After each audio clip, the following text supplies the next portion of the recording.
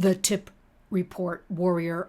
I am here to bring you the 2024 results of the Trafficking in Persons report. Now, don't change the dial. This is important what I have to say, because something is glaringly missing from this report. Today is June 26th. This report was released in Washington on June 24th, 2 days ago.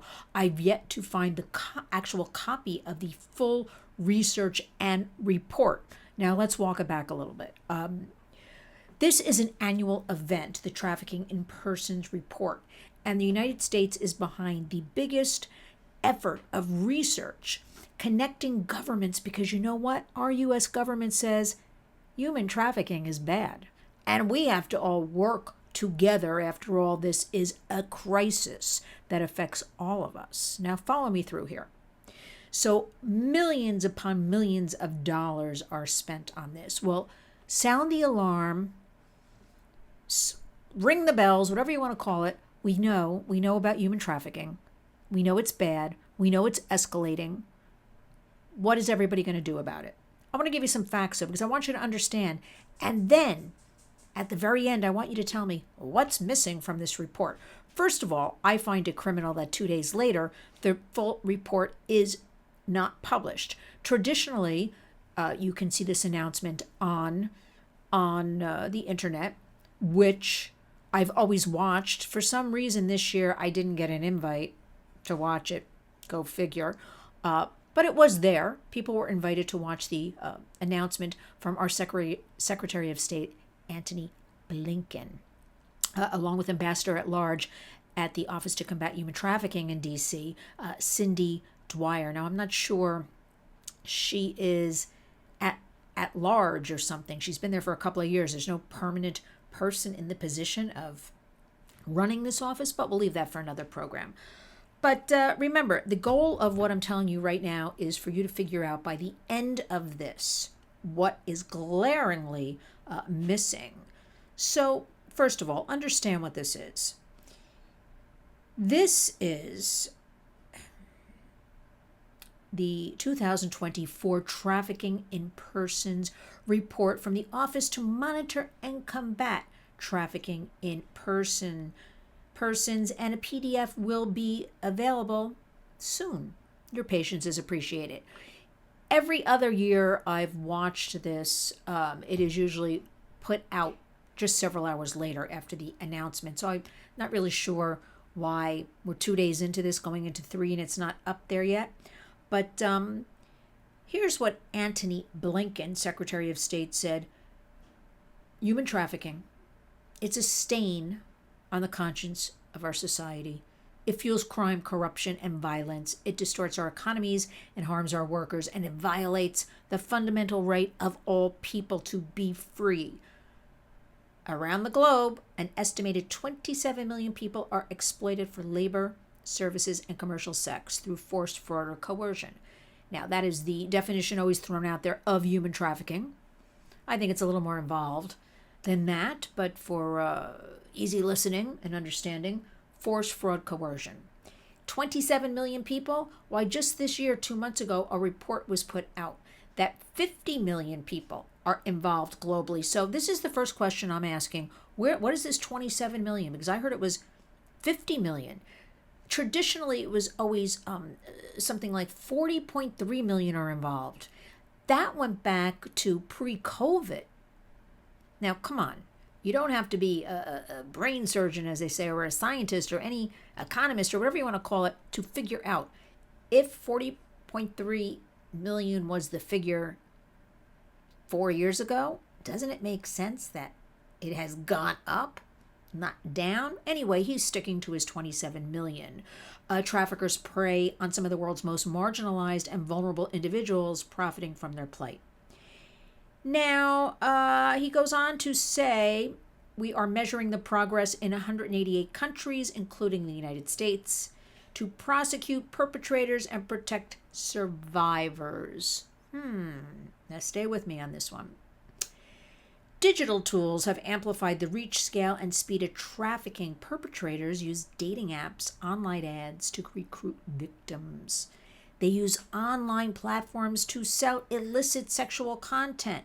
They leverage encrypted messaging and digital currencies to evade detection. And it goes on and on and on. What I'm telling you about this, in my opinion, the biggest human trafficker in the world is the United States of America.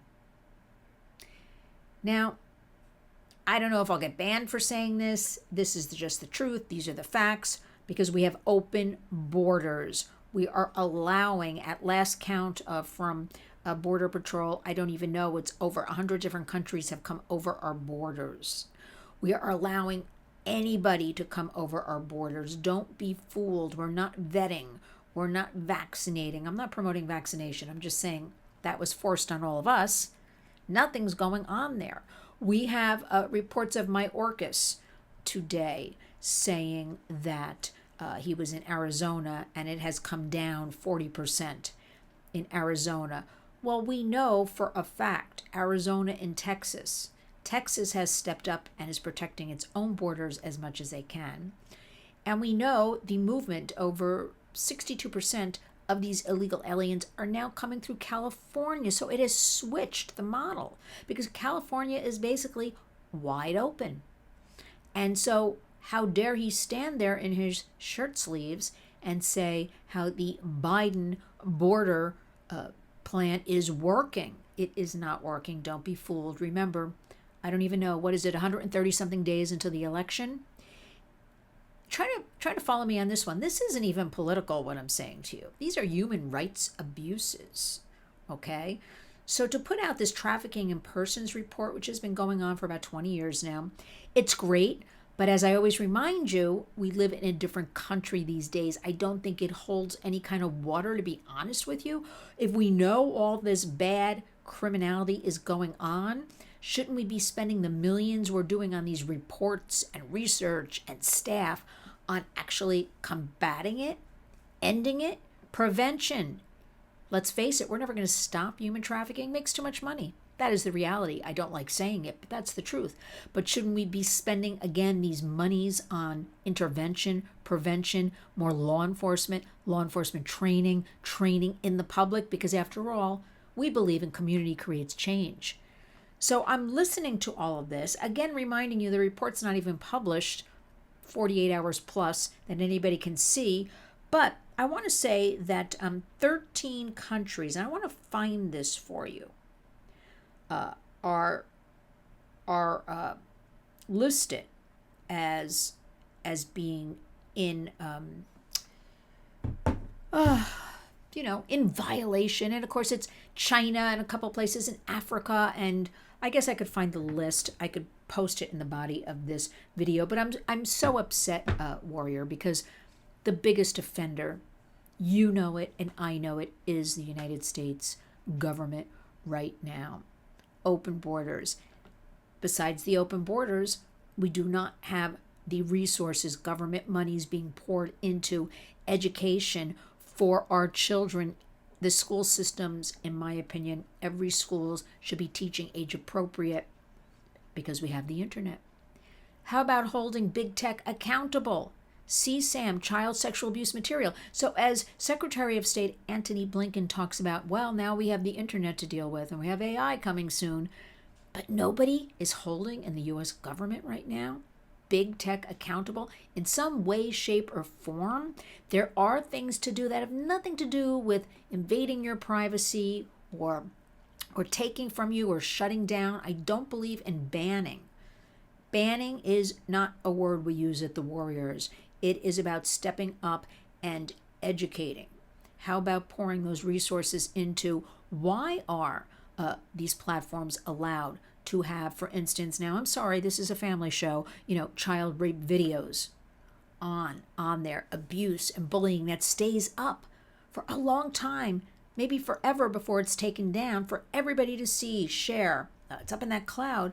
But, a simple story, for instance, I posted the other day with Derek Maltz, former DEA, Border 911, and that video, I was told, goes against community standards. And we said nothing except the landscape of what's happening at the border. That's what we talked about. And I was told I am violating community standards. I think the rape of children on videos on these platforms, bullying, buying drugs on Snapchat. You can read all about these things. Stories are leaking out. As a matter of fact, Rolling Stone, which I was surprised, put out the opioid crisis facing American teens and how Snapchat is fueling that. And lo and behold, I heard through a little birdie that the author of that was first I was surprised it was put into Rolling Stone, this article. He couldn't understand. He, for the first time, felt like he was being censored on different platforms. His article wasn't showing up. Some people said it violated community standards. I'll tell you what violates community standards. Open borders, right? Child sexual abuse material, am I correct? The murder of our girls and women. Jocelyn Nungary, who today we are told, Mayorkas said, that's the fault of the criminal. Well, excuse me, how did the criminal get here? How did the criminal, who also, it is, I guess I have to say alleged, rape a mom and daughter in L.A.? Fast forward, some time has passed, and now little Jocelyn Nungary in Houston, who just snuck out of her house for reasons really unknown, had her cell phone, there was some video of her, called her 13-year-old boyfriend. Maybe she snuck out, maybe she did this routinely. She lived in an apartment complex with her mom and her little sister and brother. Maybe she decided she wanted to go buy something, a snack. Maybe she couldn't sleep. And I don't know. Somehow she ended up, because we see these two monsters walking with her. Somehow they lured her under a bridge where it's reported for 2 hours. Now report it. We don't have official confirmation of this, which is another thing I'm not understanding. I can be censored, but this material is censored to fit a certain agenda. And I guess these monsters reported they were under the bridge for 2 hours. How would anybody else know? And where they tied her up, her pants were missing. And I heard the Houston mayor say when this went down, she was raped and then it was walked back, pending the sexual assault investigation. I don't think you have to be, if her pants are pulled off and she's tied up and many bruises all over her body, strangled to death, cause of death strangulation. Lots of questions. Rachel Morin. So many. Molly Tibbetts, if you want to go back. The 13-year-old girl raped in New York City right here in broad daylight in a park, 3:30 in the afternoon. So Trafficking in Persons report, and everybody's, cheering each other, the human trafficking groups and the nonprofits and the and organizations, and isn't this great? And we have ambassadors from around the world coming together. We're going to combat this. We're going to stop this. Well, if they took all that effort, all those millions, because I don't even know how much all this costs. Though, lots of people are making lots of money from putting out this report every year, which, by the way, I'm going to remind you again, 48 Hours Plus is still not published in its entirety, okay? That we could be intervening, we could be educating, we could be preventing, we could pour the money into our youth mental health, all mental health. We could be pouring it into housing and resources for these victims. Because remember, a lot of these kids who get involved in trafficking, it is because, and this is something, again, we rarely talk about. We do it, the warriors, though. They have to leave their homes. They are physically abused, sexually abused, drug-addled parents or parent. They have nowhere to go, so running away is a better option. And we also know within 24 to 48 hours that child, that teen, will be approached by some sort of trafficker, something criminal.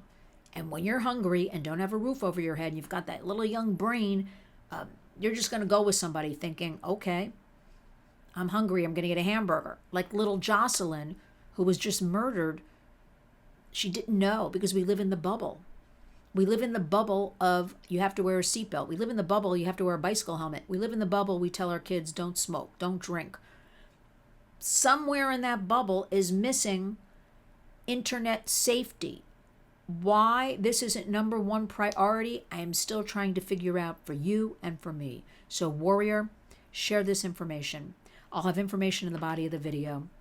Thank you. Thank you for volunteering and donating, and our community events, primarily in the New York tri-state area, are coming up. We're having a book drive, we're having a food drive, so many different things, because our hashtag is community creates change, and that is what we truly do. Always follow us, linswarriors.org.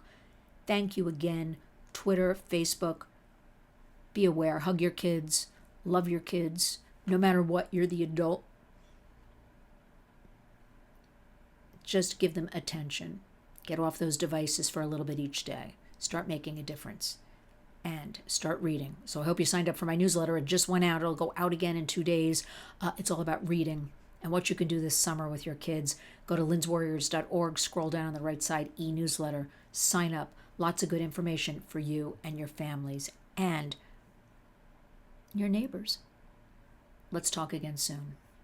Remember, each and every day, go out and be a warrior.